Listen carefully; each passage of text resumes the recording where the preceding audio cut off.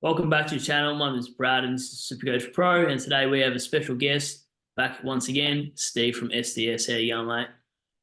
Going good, Brad. Going good. Second video on your channel for the year. I'm pretty excited. Good to be back on the channel. Feels right. Feels right being on the channel here. Doesn't it? Hey, have you met this other person? I'll introduce you. Give me 2 seconds. Have you met me? I'm here for some pizza. That's just Oh, weird.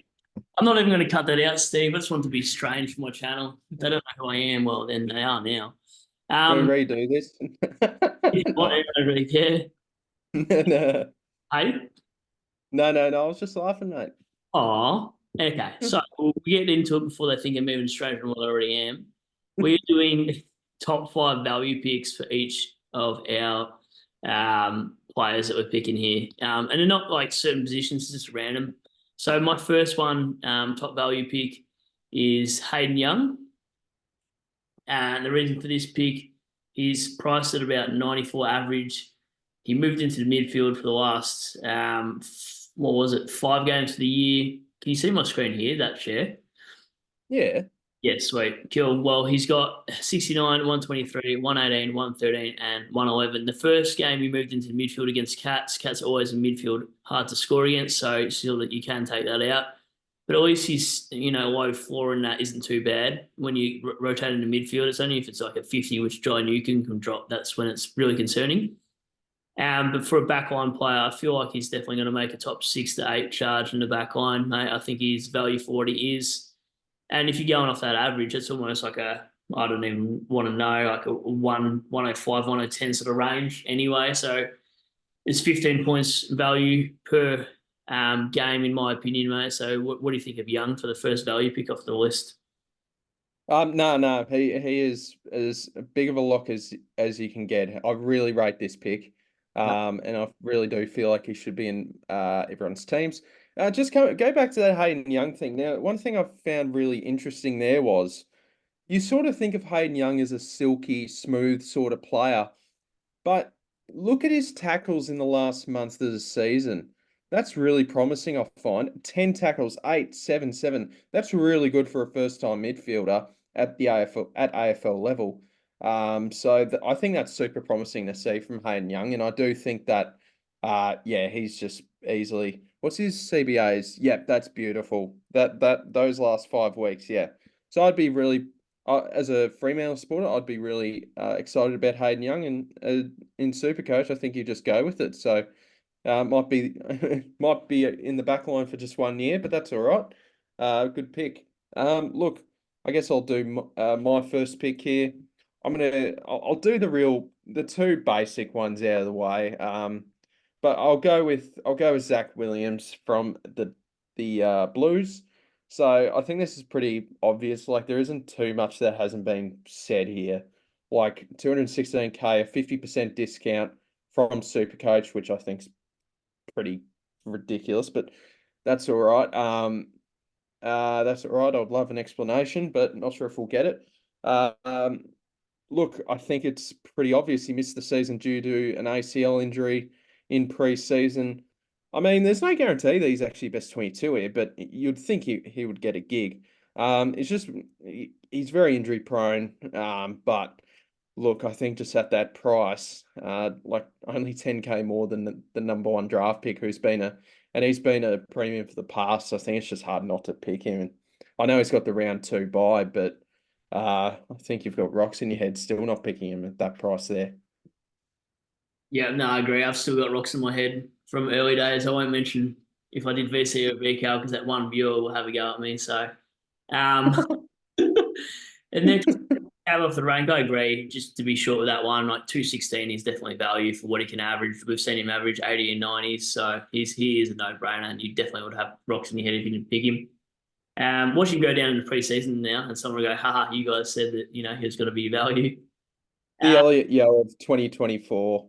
yeah, my next player is why is there a freaking advert? Can you see that? That's annoying. Anyway, Matt Yeah, Crouch, I hate those. yeah. Uh, he's probably not a player I'm looking at right now, but he's definitely value for what he is. You can see in the back half when he does get CBAs, we already know what he can score, so it's a bit irrelevant. More the value side of things. If you get out of that, you can actually have a look. He's actually averaged a 110, 101, 103. So I'm probably thinking he's going to average somewhere in the middle, like a 105 potentially. So it's probably 8 points per value.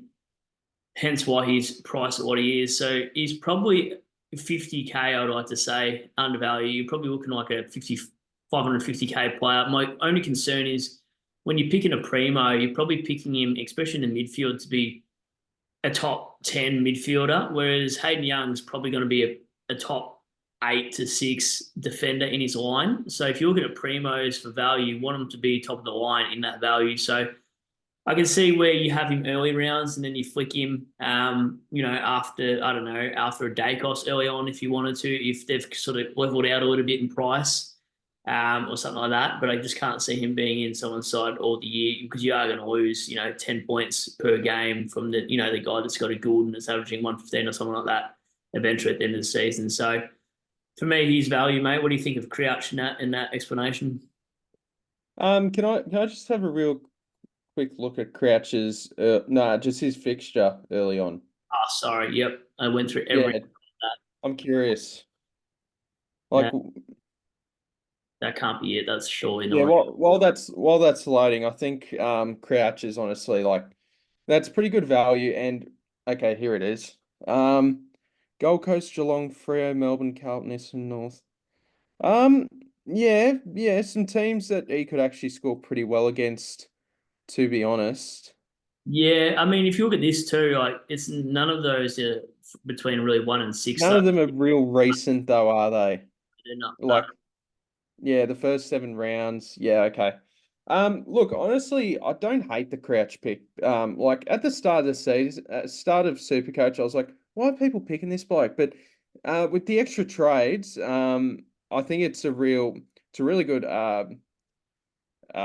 placeholder for the time being. Look, personally, he's not in my team just because there is another 490K bloke that I do prefer, but for different reasons. But look, Crouch, I'm not gonna hate the pick.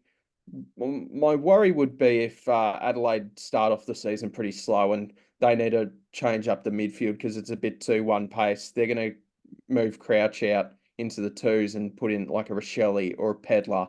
That'd be my only concern. Even a Rankin could come in. But yeah, if they're looking for a bit more of a dynamic midfield, because Crouch is a little bit of a plotter. So look, I think Brad Crouch is suited for Matt Crouch is suited for Supercoach. It's just more about the job security. But I don't hate it. I'm not gonna discredit anyone for picking him. He's not in my team for the time being, no. Look, let's go into my next player. Let's go with Brodie Grundy. Again, this is going to be pretty short and sweet because there really isn't much that needs to be said here. He's 481K, former premium. 4 years ago, he was like 700 plus K. We know what he's capable of as a solo ruck. It's pretty scary what you can do again as a Supercoach scorer as a solo ruck. So, look, at Sydney, new club, new opportunity. He's only 29 still. He's still got a few good years left in the body there. So look, I just think the value is too hard to pass up. It'll be interesting to see how he goes against Gawn in round 0. But yeah, I think it's a bit hard to say no with Grundy there, mate. Yeah, no, I agree. Just hope he gets rid of that man bun. Yeah, He never will.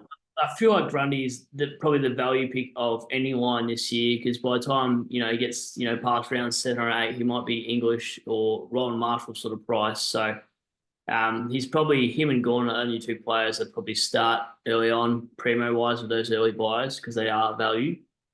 So yeah, definitely agree with the Grundy train. Next player for mine is Took Miller. He's actually a really obvious one. I've been spamming this side at the moment, but you can have a look at his averages from the last 2 years before that, and people forget this. I remember I think I had him both years, 120 and 124. That is probably the biggest value player, to be honest. Now, being a Richmond man, knowing Dimmer plays players generally, especially midfielders, as a midfielder role, apart from when he tried to play short in the midfield. So I just don't think there's a role anywhere else for Took but the midfield. He's got a very good tank on him. He was playing injured as well, and he still smashed out decent scores. So for me, like you're always going to start him, Anderson, Flanders and Rao in the middle. I don't feel like he'll get pushed out any further than those three guys for me. And it just like even when he was injured last year, he still scored pretty well from even a half forward flank, like an 86 and a 104 from playing a half forward. Like if he gets forward DVP by round 6, it's probably not the worst case scenario either at that price because he'll be at top of the line anyway. So for me, I like the Took Miller pick. I think he's probably the most value. And I probably would select him and a Walsh type if they didn't have the early buys for me, but I just don't always out those points. What do you think of Took this year? Yeah, I'm still a little bit skeptical on Touk Miller just purely because what sort of it's all well and good him playing the midfield role, but what type of midfield role is he going to be? Is he going to do?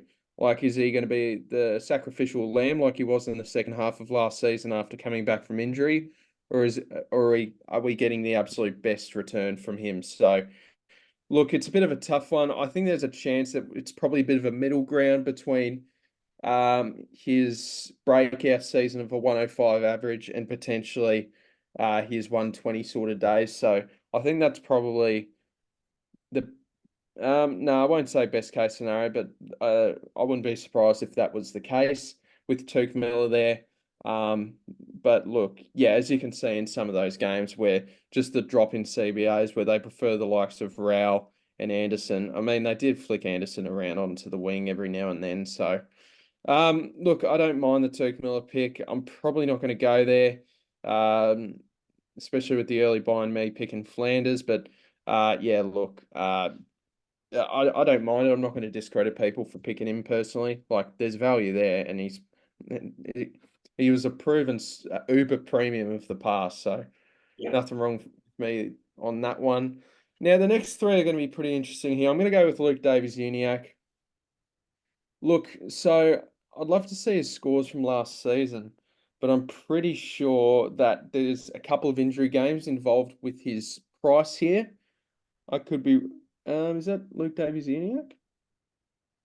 Um, just Thanks. his scores from last season. So just go to 2023 here, because I'm pretty sure with this average, he's got a couple of injury games. I'm pretty sure that Saints game he got.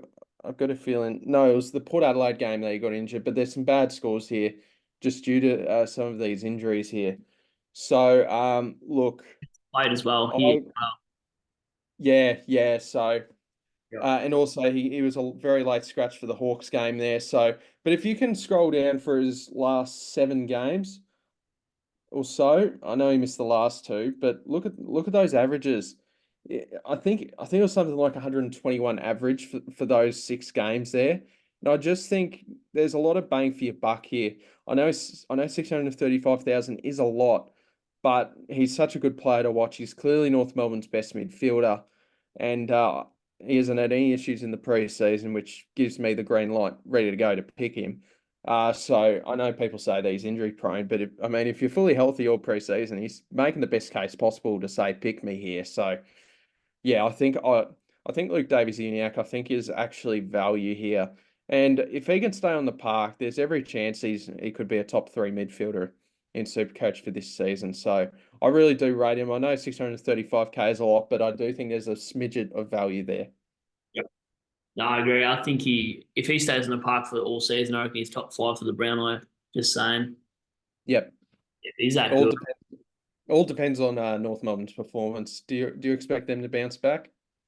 Well, I just still feel like he's going to accumulate a lot of best on grounds, regardless of where they are. Like, it's got to go to someone, even in a losing side. He's going to rack up, 35 and kick a goal. Like, he's just such a talented player. I still think who's he going to get points taken off? Simpkin. He's always concussed every 4th week. So for me, I just feel like he just could be an absolute smoky. If he plays 22, I think he's also a top 3 with the Bont. To be fair, for the season in terms of average. He's got the age on his side as well, mate. So I think he actually is a little bit of value. Even weirdly enough, Dacos is value, but that's another story. Yep. Yeah, that's another one. Yep. My one is Flanders. I think that might be my last one, Flanders. No, you got Walsh. I got Walsh. Oh yeah, I do too. Yep, my bad. So I'll start with Flanders anyway, since I'm talking about him. For me, he's more the risky one because we don't really know his role, whereas Took, I'm pretty confident will play midfield. But Sam Flanders, we saw he got on a heater after he came back in the side around 15. He's got 119, blah, blah, blah.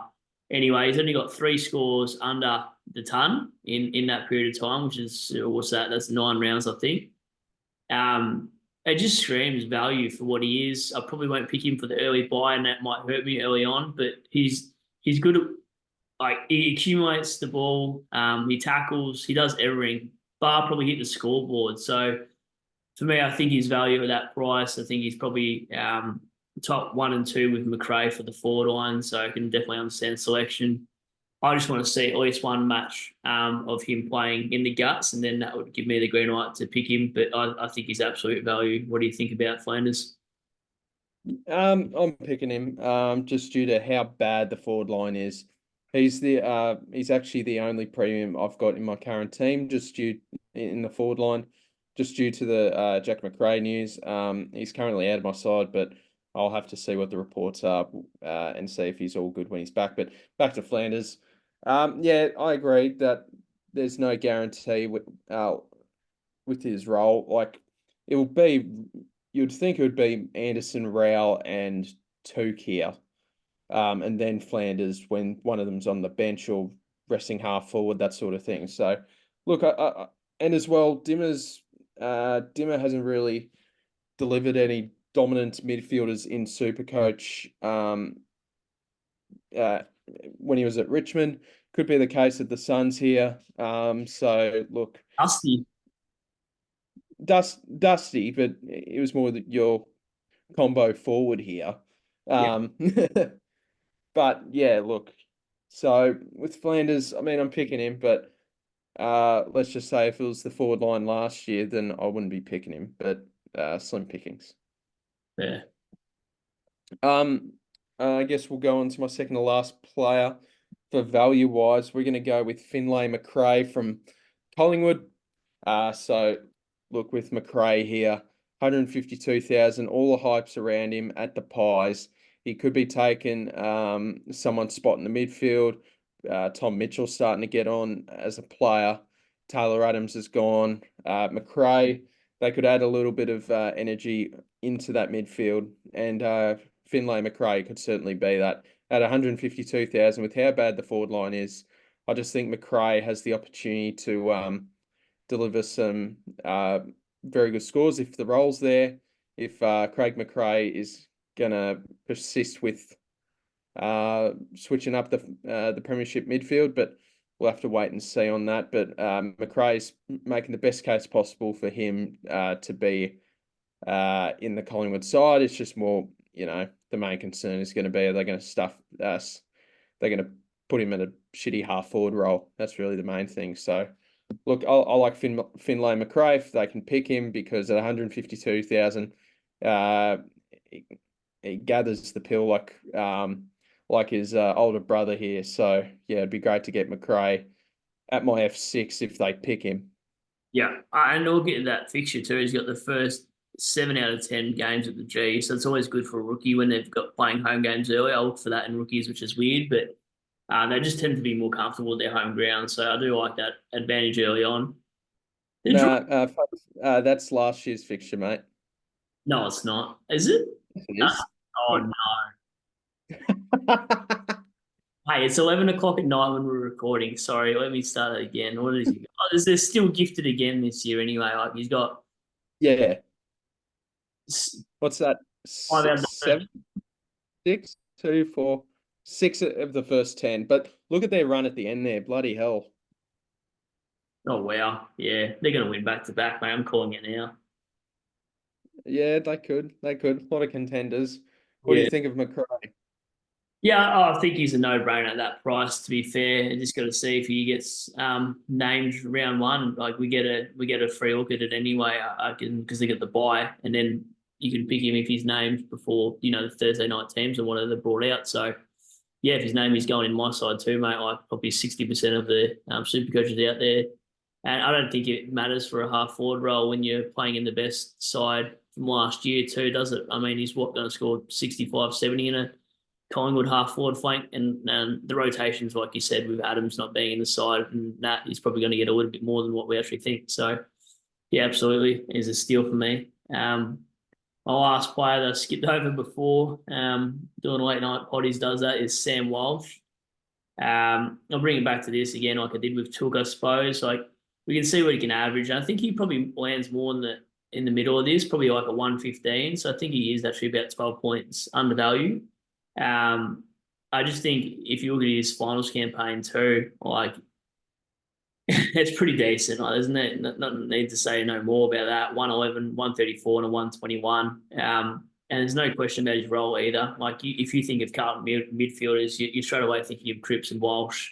And Walsh is obviously more the outside. Got a good tank like Took as well. Like they're always at contest to contest. So those stoppages around the ground, he's always running hard. Um, I just love what he does as an all-round player. He's probably one of my favourite value picks. But again, I'm probably playing a little bit different strategy to you this year. I'm not going to pick any of these guys that have early bias to me, but I think he's absolute value at 576k. I think he will also be the top of his line. I think he'll finish top 10 in that midfield as well. So for me, he screams value. And I think by the end of the year, he's going to be that 660k, sort of like your Petrarca mold. So I think he's about 100k, sorry, under value. What do you think of Walshy? Yeah, if the fixture was normal, I'd be picking Sam Walsh. I do have a plan to get him in after his buy in round two, but yeah, so that's how much I rate the kid. Like he's an absolute jet. And just keep in mind with Walsh as well. They'll have their they'll play the first two games and have their bye. So remember, opening round, Walsh's first game, that doesn't count towards the scoring, but round one does. But they're counting the opening round scores into break evens and price changes, blah blah blah. And Walsh will, and the second round will be Carlton's bye. So they actually, Carlton's players' prices won't actually change until after their buy. So that's something to keep in mind. Like you're going to get him if you're going to trade him in after his buy, he's going to be at 576k. It's just more dependent on the break even. So yeah, I'd definitely pick this bloke if it wasn't for the early buy, but that's a shame. I do really rate him. So on your Warper, and then. Look, my final player is going to be Nick Martin from the Bombers. Bit of a pod here. He is in my current side. He's training as a halfback here for the Bombers. They've moved him to the halfback to sort of speed up the their transition game from defence to attack. And I think Nick Martin, if he's playing that seagull halfback role, I think I think there's a chance he could average 105 plus. So yeah, I think if Essendon are certainly looking to move the ball faster and they're moving Nick Martin down there and no one else, they clearly want the ball in his hands here. So originally a winger, they're moving him down back from the seams of it. I'd like to see a couple of preseason games here from Martin just to see what the dynamic is. But at 492k, what do you average? How do Just I? scroll to 24.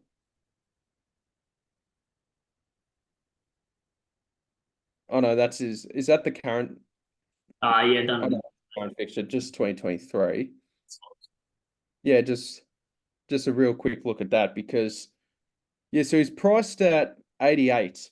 He could easily go 105 here. So look, you're getting a bit of value here with Nick Martin in my book. If the role sticks, and I do expect this role to stick because Essendon want to move the ball quicker.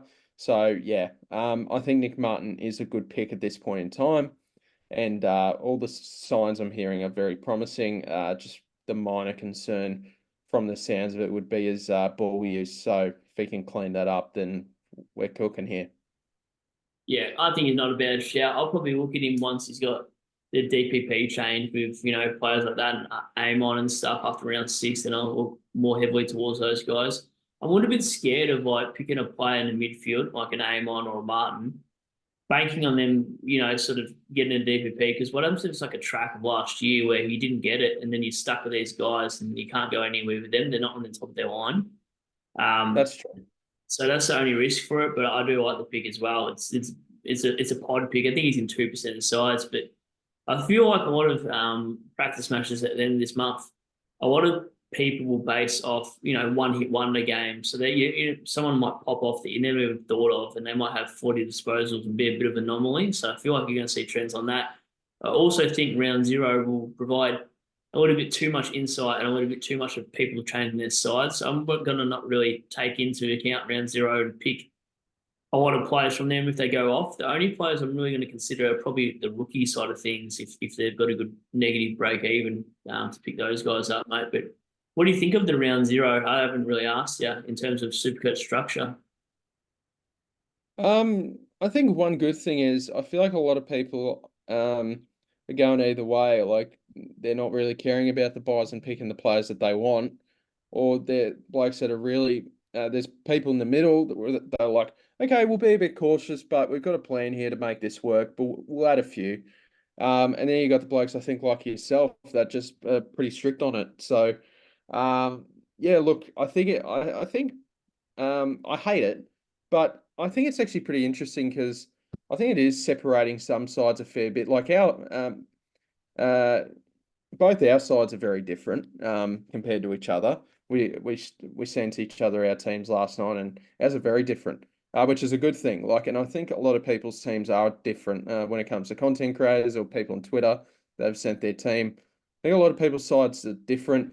I actually look, I don't want to see this again because I want to go back to the days where I can pick who I want to pick without worrying about bloody buys and shit in the early round. So, yeah, look, I think it's separating teams, but yeah, I'm not like the round zero buys piss off.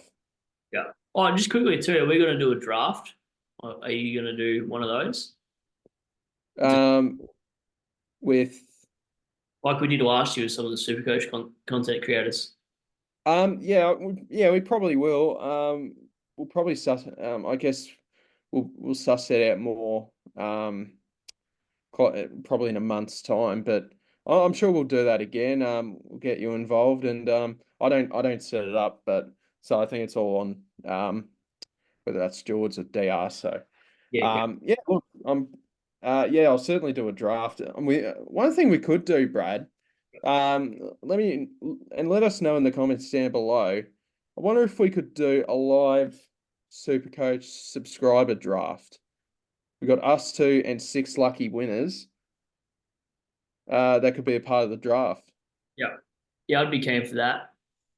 Yeah. Yeah, we'll cross that bridge when we come to it. We'll give it a bit more thought, but I think that'd be sick. Just doing a live draft with 3 of your subscribers, maybe 3 of my subscribers, and doing it like that, a live draft. Yeah, no, it sounds good to me, mate. Just thought I'd throw those random curveballs at you because we hadn't discussed any of that. But yeah. Yeah. Yeah, sounds Yeah. good. Thanks for the Uh, video, mate. yeah, no worries, mate. Good to be on the channel, and we'll do a lot more content. All right, sounds good, mate. I'll catch you on the next one. See you guys. Have a ripper. You do. See ya. See ya.